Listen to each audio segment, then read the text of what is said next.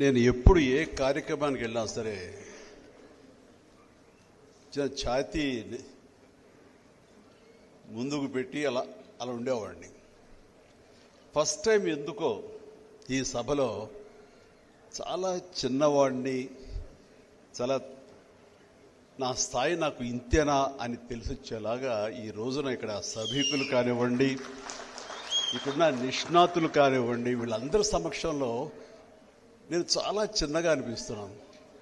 But ఇలాంటి సభలో పాలు పంచుకోవడం అనేది నిజంగా ఒక గొప్ప అవకాశంగా నేను భావిస్తాను. చాలా ఆత్మీయంగా జరుగుతుంది. చాలా కావలసిన వాళ్ళు, గొప్ప గొప్ప వాళ్ళు, చెప్పాలంటే చీఫ్ జస్టిస్ దగ్గర నుంచి, రిటైర్డ్ జస్టిస్ దగ్గర నుంచి, వరప్రసాద్ గారు లాంటి నిష్ణాతులు అండ్ రమేష్ గారు లాంటి ఐఏఎస్ ఆఫీసర్లు, ఐపీఎస్ ఆఫీసర్లు, ఎంతోమంది ఇక్కడ మహామహులందరూ ఇచ్చేసి సభకు ఒక గొప్ప నిండుదనాన్ని తీసుకొచ్చారు. దానికి ప్రధానమైన కారణం ఈరోజు ఇక్కడ ఎవరికైతే సన్మానం జరుగుతుందో, ఎవరైతే దీనికి హీరోగా ఈ సభా కార్యక్రమానికి ముఖ్యంగా సన్మానకర్త ఉన్నారో ఆ సతీష్ రెడ్డి గారి మీద గౌరవంతో ఇంతమంది ఇక్కడ రావటం, అందులో నేను పాలు పంచుకోవడం అనేది నాకు చాలా చాలా సంతోషంగా ఉంది. ఇక్కడ స్టేజ్ మీద ఉన్నటువంటి మంత్రివర్యులు, నా మిత్రులు సత్య గారికి, అలాగే రాజకీయ ధురంధరుడు కేవీపీ గారికి, ఎమస్కో సంస్థ స్థాపకులు విజయ్ కుమార్ గారికి, అలాగే పత్రికా రంగంలో సీనియర్ మోస్ట్ వ్యక్తులు రామచంద్రమూర్తి గారికి, ఇతర పెద్దలకు, అలాగే పట్టాభిరామ్ గారి సత్యమణి జయమ్మ గారికి, ప్రతి ఒక్కరికి మనిషికి ప్రతి ఒక్కరి నా హృదయపూర్వక నమస్కారాలు తెలియజేసుకుంటున్నాను. ఈ సినిమా సభలకు ఎప్పుడు వెళ్ళినా సరే చాలా అద్భుతంగా మాట్లాడేస్తుంటాం. మా గ్రిప్పున సబ్జెక్ట్ కాబట్టి, అంత తెలిసిన ఫ్యాన్స్ ఉంటారు కాబట్టి. ఇక్కడ వీళ్ళందరినీ చూస్తూ మాట్లాడాలంటే ఎక్కడ చిన్న బెరుగ్గా, చిన్న ఇదిగా అనిపిస్తుంది నాకు. కాబట్టి మీరు నాకు ధైర్యం ఇవ్వాలి. Thank you. ఎందుకంటే పెద్ద సైంటిస్టులు ఇక్కడ ఉన్నారు, నేను ఏం మాట్లాడగలను. పెద్ద న్యాయమూర్తులు ఇక్కడ ఉన్నారు, కొంతమంది డాక్టర్లు ఉన్నారు, లాయర్లు ఉన్నారు, ఐఏఎస్ ఆఫీసర్లు ఉన్నారు, ఐపీఎస్ ఆఫీసర్లు ఉన్నారు. ఇంతమంది మీ ముందు నేను మాట్లాడాలంటే కనుక ఎక్కడైనా ధైర్యం కూడగట్టుకుని నేను మాట్లాడాల్సి వస్తుంది, మాట్లాడతాను. నేను ఫస్ట్ టైం ఈ రోజున ఈ సభ చూస్తుంటే ఒక అద్భుతమైన సంగమంలా అనిపిస్తుంది. ఒక మనసుల్ని, మానసిక రుగ్మతల్ని దూరం చేసి కుటుంబాలను నిలబెట్టినటువంటి ఒక మహనీయుడి యొక్క జ్ఞాపకం, అలాగే ఒక భారతదేశానికి ఒక రక్షణ కల్పించి, రక్షణ కవచాన్ని అందించి అత్యద్భుతమైనటువంటి స్థాయికి చేరుకున్న మన తెలుగు బిడ్డ ఈరోజు సన్మానం పొందటం, ఈ రెండిటి కలయిక మాత్రం అత్యద్భుతం. అది నా సమక్షంలో నాకు అవకాశం లభించడం అనేది నేను గొప్పగా ఫీల్ అవుతున్నాను. నాకు ఫస్ట్ టైం పట్టాభిరామ్ గురించి మాట్లాడంటే, బివి పట్టాభిరామ్ గారి గురించి 30 ఏళ్ల క్రితం ఇక్కడ నేను షూటింగ్ అది వస్తున్న సమయంలో యండమూరి వీరేంద్రనాథ్ అండ్ జంధ్యాల గారు నాకు ఒక వ్యక్తిని పరిచయం చేశారు. నీకు చాలా ఇంట్రెస్ట్ కదా మ్యాజిక్ అంటే, ఇలా హిప్నాటిజం అంటే నీకు ఇంట్రెస్ట్ కదా, ఒక వ్యక్తి ఉన్నారు పరిచయం చేస్తానంటే ఫస్ట్ టైం బివి పట్టాభిరామ్ గారు నాకు పరిచయం చేయడం జరిగింది. ఆయనతో కూర్చోప్పుడు సమయం తెలిసేది కాదు. నాకు ఉన్నటువంటి ఆ మ్యాజిక్ ఇంట్రెస్ట్ కానివ్వండి, హిప్నటైజ్ చేయాలన్న కోరిక కానివ్వండి, ఇవన్నీ కూడా చూపిస్తూ ఆ తర్వాత ఆయనతోటి మాట్లాడుతుంటే ఇన్ డెప్త్ ఏమిటి ఆయన అంటే కనుక, ఆయన ఒక పర్సనాలిటీ డెవలప్మెంట్ కోర్స్, మనుషులు ఎలా నడుచుకోవాలి, మన కర్తవ్యాలు కానీ, మన ధ్యేయాలు కానీ ఏ రకంగా మనం నిర్దేశించుకోవాలి, వాటిని అధిగమించడానికి, వాటిని సాధించుకోవడానికి మన లైఫ్ స్టైల్ ఎలా మార్చుకోవాలి, మన మనస్తత్వం ఎలా మార్చుకోవాలి, మన దారి ఎలా ఏర్పరచుకోవాలనే దాని మీద సుదీర్ఘంగా మాట్లాడుతుంటే ఫస్ట్ టైం ఒక వ్యక్తిత్వ వికాసం గురించి మాట్లాడటం వినటం అనేది ఫస్ట్ టైం నాకు. అప్పటిదాకా నాకు అదో సబ్జెక్టు ఆ రకంగా చెబుతారని తెలియదు. ఏదో పిచ్చివాళ్ళని బాగు చేయడానికి సైకాట్రిస్టులు ఉంటారు, సైకాలజిస్టులు ఉంటారు అనుకున్నాను తప్ప తెలియదు.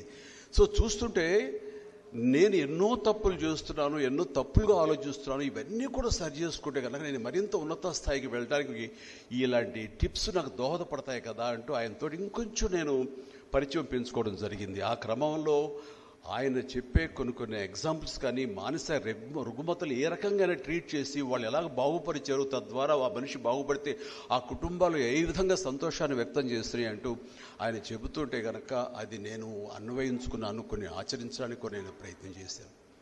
ఆ రకమైనటువంటి చక్కటి పరిచయం ఉంది ఆయనతో. ఆయన పుస్తకాలు అవి అప్పుడప్పుడు చదువుతుంటున్నాను. ఆయన చదువుతుంటే పుస్తకాలు చదివినట్లుగా అనిపిస్తుంది, ఆయన పక్క నుండి ఆయనతో ఆయన మాటలు వింటున్నట్లుగా అనిపిస్తుంది. అంత సరళమైన భాషతో ఆ పుస్తకాలు అవి ఆయన చదువుతూ ఉంటుంటే కనుక ఎప్పటికప్పుడు నన్ను నేను కరెక్ట్ చేసుకోవడానికి, నా తప్పుల్ని ప్రక్షాళన చేసుకోవడానికి, నన్ను నేను సరైన మార్గంలో పెట్టుకోవడానికి పట్టాభిరామ్ గారు లాంటి రాసిన ఆ రాతలు నాకు ఎంతో ఉపయోగపడుతూ వచ్చాయి. అలాంటి వ్యక్తికి సంబంధించినటువంటి ఈ ఒక అవార్డుని ఇవ్వాలి అన్న ఆలోచనకి విజయ్ కుమార్ గారిని నేను మనస్ఫూర్తిగా అభినందిస్తాను. ఆ సలహా ఇచ్చినటువంటి రామచంద్రమూర్తి గారిని కూడా నేను అభినందించక తప్పదు.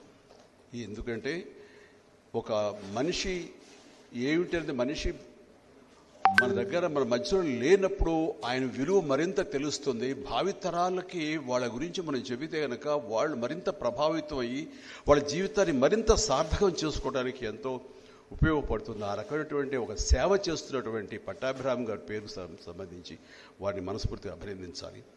అయితే ఇక్కడ సతీష్ రెడ్డి గారు మిత్రులు, ఆయన చాలా సామాన్యమైన ఉంటారు. ఆయన గొప్పతనం ఆయనకి తెలియదు అనిపిస్తుంటుంది. ఆయనతో సంభాషిస్తున్నా, ఆయనతో కూర్చుంటున్నా సరే ఒక గొప్ప వ్యక్తి. ఎందుకంటే గ్రేట్నెస్ లైస్ ఇన్ సింప్లిసిటీ అంటారు. దానికి ప్రత్యక్ష నిదర్శనం సతీష్ రెడ్డి గారు. దాదాపు 2018లో అనుకుంటా ఒక రవీంద్ర భారతిలో ఒక ఫంక్షన్ జరుగుతుండగా నేను నా పక్కనేమో వెంకయ్యనాయుడు గారు ఉన్నారు. మాట్లాడుతున్న సమయంలో ఆయన సడన్గా ఏదో ఫోన్ వస్తేను ఎవరో పిలిస్తే చెవులు ఏదో చెప్తే గబుకుని పక్కకి వెళ్ళారు, మళ్ళీ వచ్చారు. నేను చూసి చాలా హ్యాపీగా కనిపించారు. ఆయన ఏంటంటే అంత సంతోషంగా ఉన్నారని. ఏమి లేదు, మన నెల్లూరు వాస్తవ్యుడు మన కుర్రోడు డిఆర్డిఓకి చైర్మన్ అయ్యాడు, చాలా సంతోషంగా ఉంది అన్నారు. చాలా ఆశ్చర్యం. అప్పుడే ఫస్ట్ టైం నేను సతీష్ రెడ్డి గారి గురించి వింటాం. అది ఆయన పైగా మన ఊరే, మన నెల్లూరుని ఎందుకన్నారంటే మాది సగం నెల్లూరు కాబట్టి అమ్మది. నాకు చాలా సంతోషం అనిపిస్తుంది. అవునా అండి. అప్పటి నుంచి సతీష్ రెడ్డి గారు కానీ ఆయన ఏంటి, ఏ రకమైన ఏ రేంజ్ శాస్త్రవేత్త, ఆయన ఇంత స్థాయికి చిన్న వయసులో ఈ స్థాయికి రావడానికి ఏమీ దోహదపడి అనటానికి నేను ఆయన అబ్జర్వ్ చేస్తూ ఆయన తెలుసుకుంటూ ఉంటే కనుక నాకు మిసైల్ మ్యాన్ అబ్దుల్ కలాం గారితో నాకు వ్యక్తిగతంగా పరిచయం ఉంది. ఆ తర్వాత అంతటి సామర్థ్యం ఉన్నటువంటి ఆ రకమైన నేపథ్యంలో ఈ రోజున మనం గర్వించే వ్యక్తి ఎవరైనా ఉన్నారంటే అది సతీష్ రెడ్డి గారు అంటారు. ఎలాంటి సందేహం లేదు. చాలా సాదాసీదా రైతు కుటుంబంలో పుట్టి ఒక పల్లెటూరులో జన్మించి 6వ తరగతి వరకు ఎలక్ట్రిక్ లైట్ ఏంటో తెలియకుండా గుడ్డి దీపాలు పెట్టుకుని అక్కడ చదువుకుంటూ, అక్కడ ఏమాత్రం ఎడ్యుకేషన్ సంబంధించి సాదాసీదా చదువులే మనకి.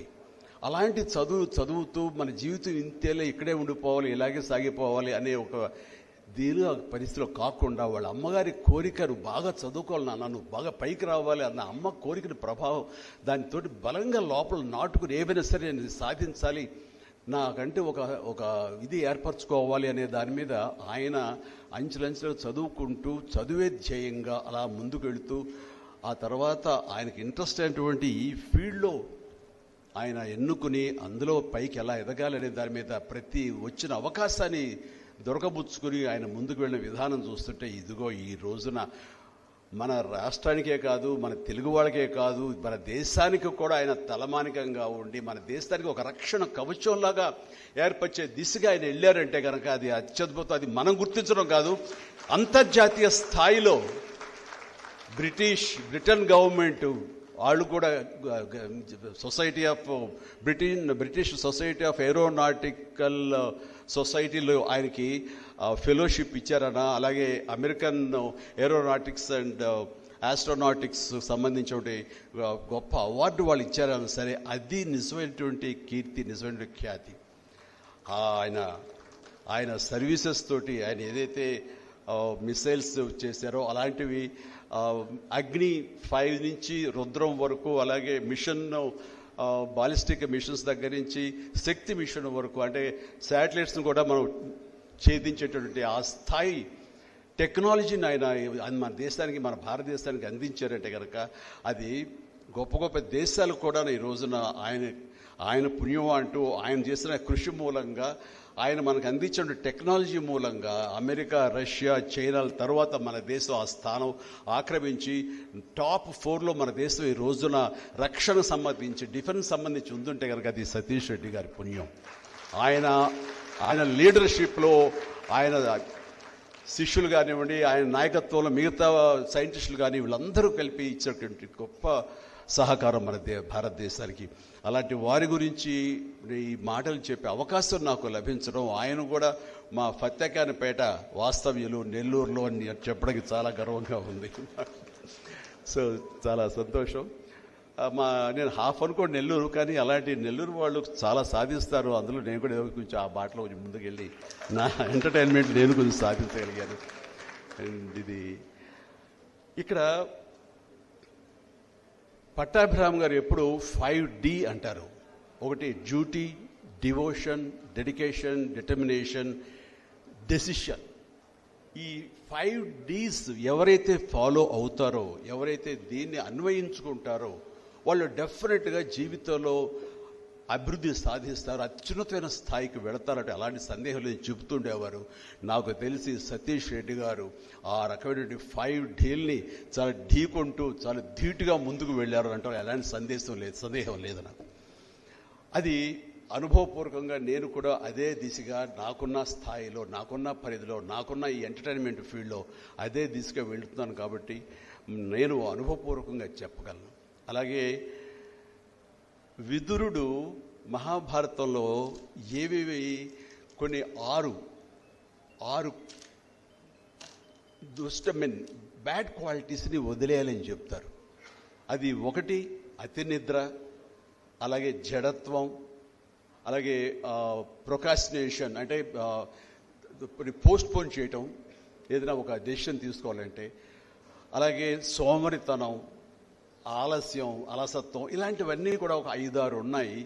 ఈ యొక్క క్వాలిటీస్ని మనం వదులుకుంటే గనక ఖచ్చితంగా ప్రతి ఒక్కళ్ళం కూడా ఈ రోజున సతీష్ రెడ్డి గారి లాగా మన ఈ అవకాశాలు ఉంటాయి మన ఫీల్డ్స్లో.